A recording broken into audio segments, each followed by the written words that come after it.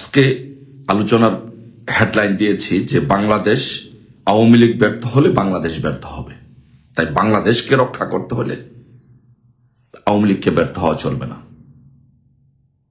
কারণ আমরা দেখেছি যে আপনি যদি শুধু এখন না, বর্তমান প্রেক্ষাপটে না, আপনি যদি অতীতের ইতিহাসও দেখেন, যখন আওয়ামী লীগ বিপদগ্রস্ত হয়েছে, যখন আওয়ামী লীগ বাধাগ্রস্ত হয়েছে, তখন বাংলাদেশ বিপদে পড়েছে।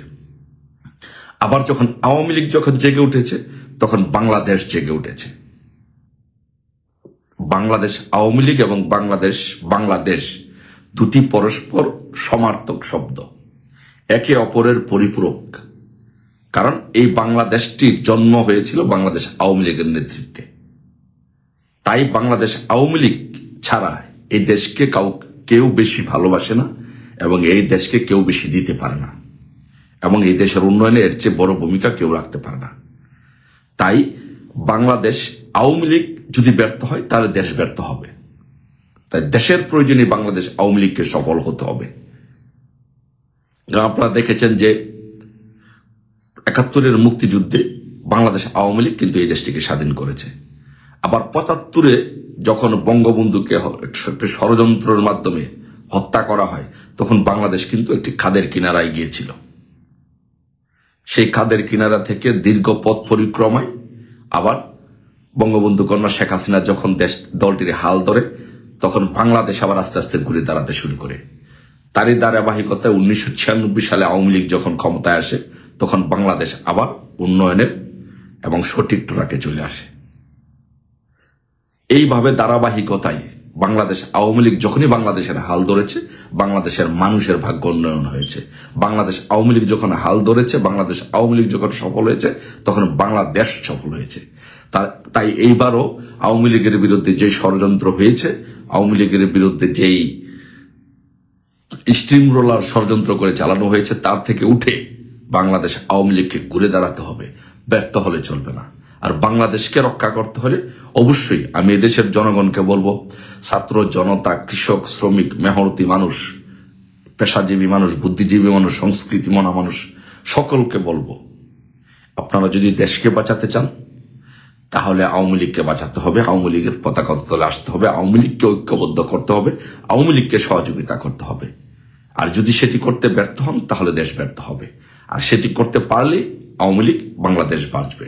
আজকে আপনি দেখেন, আজকে পত্রিকায় এবং বিভিন্ন জায়গায়, সামাজিক যোগাযোগ মাধ্যম সহ পত্রিকার সব জায়গায় নিউজ আসছে। কি নিউজ আসছে আপনি দেখেন।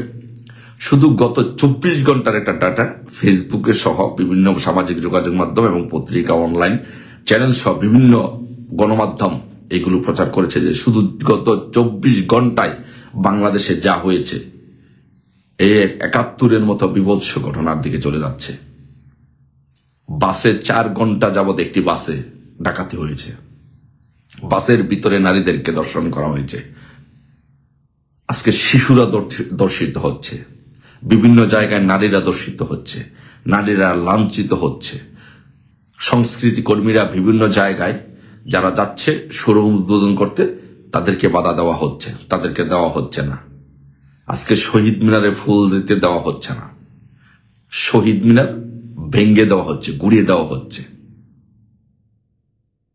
বাউল আব্দুর রশিদ সরকারের, যিনি একজন প্রখ্যাত সাধক এবং বাউল, তার উরুসের মধ্যে হামলা করে তার যেই ভক্তবৃন্দ আছে তাদেরকে আহত করা হয়েছে, তাদেরকে রক্তাক্ত করা হয়েছে।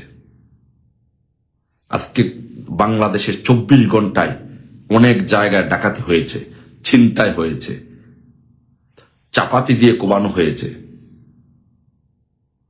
নারীরা ধর্ষিত হচ্ছে।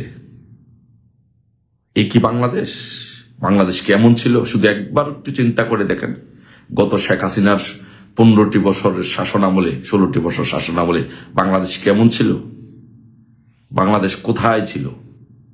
বাংলাদেশ মনে হচ্ছে আস্তে আস্তে মধ্যপ্রাচ্যের মতো, ইউরোপের মতো, সিঙ্গাপুরের মতো একটি দেশ হয়ে যাচ্ছিল। আজকে সেই বাংলাদেশটা আজকে কোথায় গিয়েছে? আজকে সেই বাংলাদেশটা আজকে খাদের কিনারায় চলে গিয়েছে। আজকে তালেবান আফগানিস্তানের চেয়ে তো ভয়াবহ পরিণতির দিকে যাচ্ছে এই বাংলাদেশ। তাই আমি বলবো বাংলাদেশ আওয়ামী লীগকে বলবো, বাংলাদেশ আওয়ামী লীগকে অবশ্যই জেগে উঠতে হবে। বাংলাদেশ আওয়ামী লীগকে ব্যর্থ হলে চলবে না। বাংলাদেশ আওয়ামী লীগকে অবশ্যই বাংলাদেশকে রক্ষা করতে হবে, নেতৃত্ব দিতে হবে। তাই শুধু বাংলাদেশ আওয়ামী লীগের নেতা কর্মী না বা সহযোগী অঙ্গ সংগঠনের নেতা কর্মী না, আমি বলবো বাংলাদেশের প্রত্যেকটি আপামার জনসাধারণকে, প্রত্যেকটি জনগণকে আজকে এগিয়ে আসতে হবে এই বাংলাদেশকে রক্ষা করার জন্য। আর সেই জন্য বাংলাদেশ আওয়ামী লীগকে অবশ্যই এর নেতৃত্ব দিতে হবে এই বাংলাদেশ রক্ষা করার জন্য। নয়তো এই বাংলাদেশ থাকবে না। আজকে কোথায় হচ্ছে দেখছেন যে প্রতিটি বিশ্ববিদ্যালয় ক্যাম্পাসে আজকে মৌলবাদীরা আজকে মাথা চারা দিয়ে উঠছে। 21শে ফেব্রুয়ারিতে স্টলে হামলা হচ্ছে,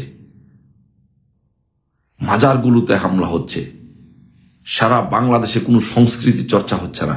সিনেমাগুলো বাংলাদেশের সকল সিনেমা হলগুলো নাকি বন্ধ করে দেওয়া হবে, ধ্বংস করে দেওয়া হবে। বাংলাদেশের সকল ভাস্কর্য ভেঙে দেওয়া হবে। বাংলাদেশে কোনো মাজার থাকবে না, বাংলাদেশে কোনো অলিয়া উলিয়ার স্মৃতি থাকবে না, স্থাপনা থাকবে না। বাংলাদেশে কেউ বাউল গান করতে পারবে না, বাংলাদেশে কেউ কোনো সংস্কৃতি চর্চা করতে পারবে না। কোথায় যাচ্ছে এই বাংলাদেশ? নারীদেরকে যেইভাবে আজকে ধর্ষণ করা হচ্ছে, বাংলাদেশকে আমি কি বলবো? এই বাংলাদেশটি এমন বাংলাদেশ তো আমরা চাইনি। তাই আমি সবাইকে বলবো, প্লিজ আসুন সকলে ঐক্যবদ্ধভাবে আওয়ামী লীগের নেতৃত্বে এই বাংলাদেশকে রক্ষা করি। আর আওয়ামী লীগের নেতা কর্মীদেরকে সবাইকে বলবো, মনোবল ভাঙলে চলবে না, মনোবল হারালে চলবে না। আমাদের উচিত আমাদেরকে সকলের মনোবল নিয়ে, সাহস নিয়ে এই অপশক্তির বিরুদ্ধে লড়াই করে আমাদের বাংলাদেশকে রক্ষা করা, আমাদের বাংলাদেশকে আবারও সেই উন্নয়নের ট্র্যাকে নিয়ে আসা, সেটা আমাদের দায়িত্ব, সকলের দায়িত্ব। আর আমরা যদি সেই মনোবল হারিয়ে ফেলি, বাংলাদেশ আওয়ামী লীগ যদি ব্যর্থ হয়, তাহলে বাংলাদেশ ব্যর্থ হবে। আসুন ইনশাল্লাহ সকলে মিলে আবারও একটি যুদ্ধ করে এই মৌলবাদীদের পরাজিত করে বাংলাদেশ থেকে এই সৎখুর মহাজন ইউনূসকে, ফ্যাসিস্টকে পরাজিত করে বাংলাদেশে আবারও গণতন্ত্রের দ্বারা ফিরিয়ে আনি। সবাই ভালো থাকবেন।